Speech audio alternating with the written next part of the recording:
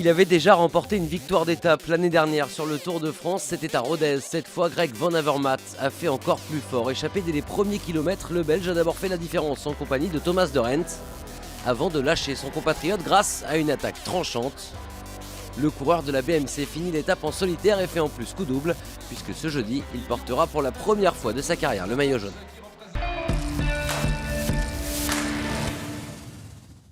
Et si hier Marcel Kittel et les sprinteurs étaient à la fête place, aujourd'hui aux choses sérieuses, la montagne arrive, certes pas encore la haute montagne, mais voici les premiers contreforts se dessiner dans cette 5e étape entre Limoges et le Lioran, longue de 216 km, avec au programme pas moins de 6 difficultés répertoriées.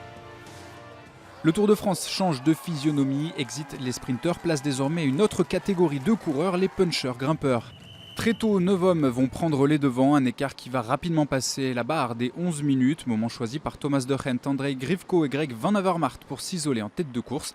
Derrière, le peloton est contrôlé par la formation Sky. Les 3 fuyards s'entendent bien et collaborent, et au sprint intermédiaire de Mauriac, 14 minutes séparent les hommes de tête du peloton. Cela fleure bon la victoire d'étape. Au sommet du col de Néron, tout va toujours aussi bien pour les 3 hommes. Thomas de Gendt continue de prendre des points pour le classement de la montagne. Derrière, dans le peloton, sous l'impulsion de la formation Movistar, on décide de hausser l'allure.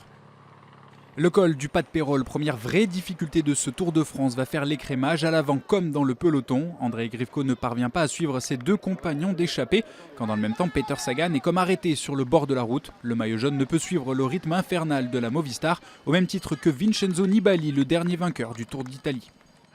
Dans l'ascension suivante, celle du Pertus, Greg Van Avermaet attaque et dépose Thomas de Gendt pour s'en aller seul en espérant faire coup double. Étape plus maillot jaune pour le Belge de la BMC.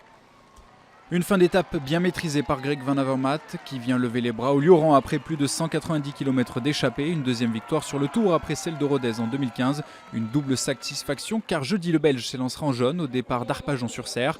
Thomas de Gendt prend la 2e place de l'étape dans le peloton favori. L'accélération d'Alejandro Valverde est fatale à Alberto Contador qui perd encore de précieuses secondes au classement général.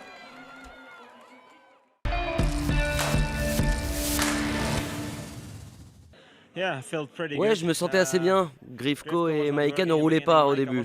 C'est pour ça que Thomas de Gendt et moi, on a bien bossé. Et je pense que nous étions les plus costauds de l'échappée. On a durci la course, on a accru notre avance et on a vu que le peloton ne revenait pas dans la montée raide. Je me sentais vraiment bien et du coup, je suis parti en solo car je pouvais tenir jusqu'au bout.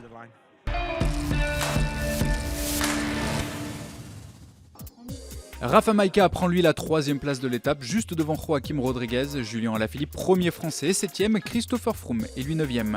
Au classement général, beaucoup de changements, avec donc la prise de pouvoir de Greg Van Avermaet, avec plus de 5 minutes d'avance sur Julien Alaphilippe. Valverde est 3e, Froome et Quintana sont tout près également.